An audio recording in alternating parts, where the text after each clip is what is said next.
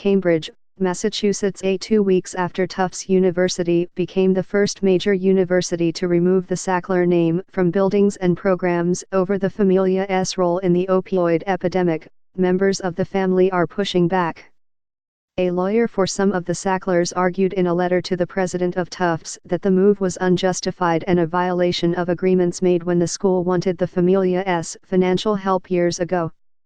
The letter described Tufts' decision to remove the name as a contrary to basic notions of fairness and a breach of the many binding commitments made by the university dating back to 1980 in order to secure the Familia's support, including millions of dollars in donations for facilities and critical medical research. Institutions that have accepted financial support from the Sacklers have in recent months faced growing cries to distance themselves from the family. The forceful response by Sackler family members now may be seen as a signal to other institutions amid a flurry of announcements by major cultural organizations that they would no longer take donations from the family. The response also raised complicated legal questions about what room institutions have to unilaterally remove a donor's name long after a gift has been accepted. The lawyer, Robert Cordy, who represents the descendants of two of the brothers who built Purdue Pharma, Raymond and Mortimer Sackler, wrote that Tufts chose to prioritize optics over a fair process. A spokesman for Tufts, Michael Rodman, said in a statement, "We considered a number of factors in making the decision to remove the Sackler name and ultimately decided that the association with Tufts University was untenable and in opposition with the values and mission of the medical school and the university. Since the announcement, we have received incredible support from faculty, students, alumni, and the public. We at Tufts stand by our decision. We know that it is the right thing to do, and we are prepared to vigorously defend our position." The rising toll of the opioid crisis has drawn more attention to the role of Purdue in aggressively marketing OxyContin, its blockbuster painkiller, and built public pressure on institutions to stop taking Sackler money and remove the Familia's name from their walls.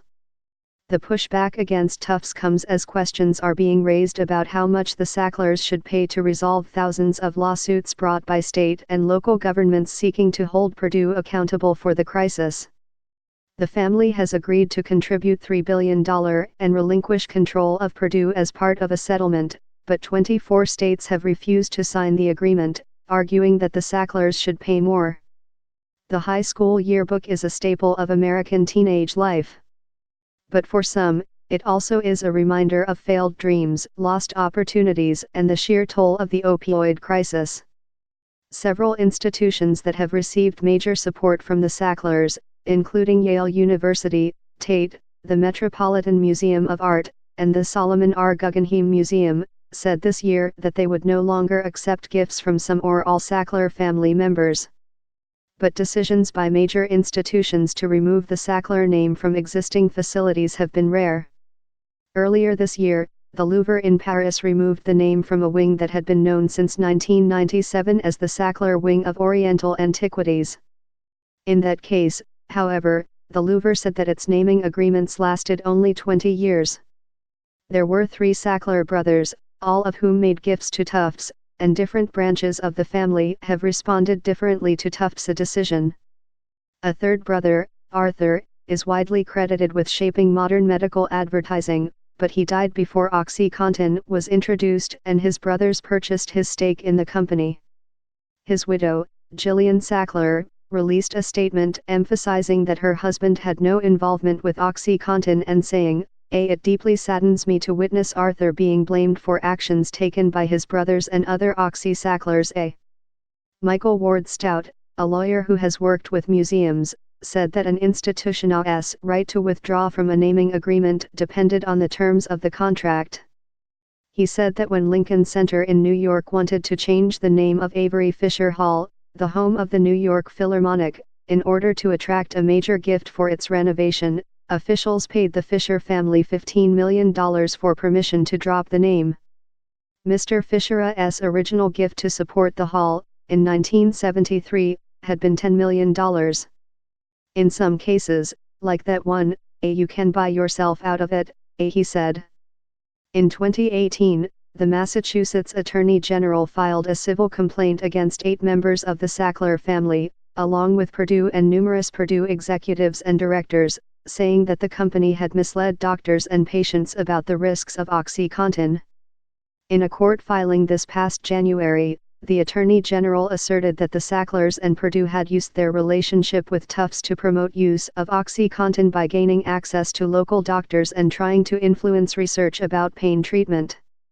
In response to the filing, Tufts commissioned Donald K. Stern, a former United States attorney, to undertake an independent review of the university's relationship to the Sacklers and Purdue.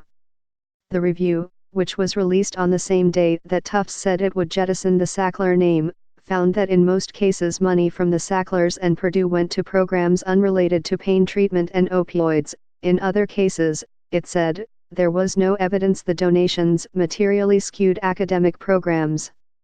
But the review did find that Purdue had intended to use the relationship with Tufts to advance its interests and that in some instances it was successful in exerting influence.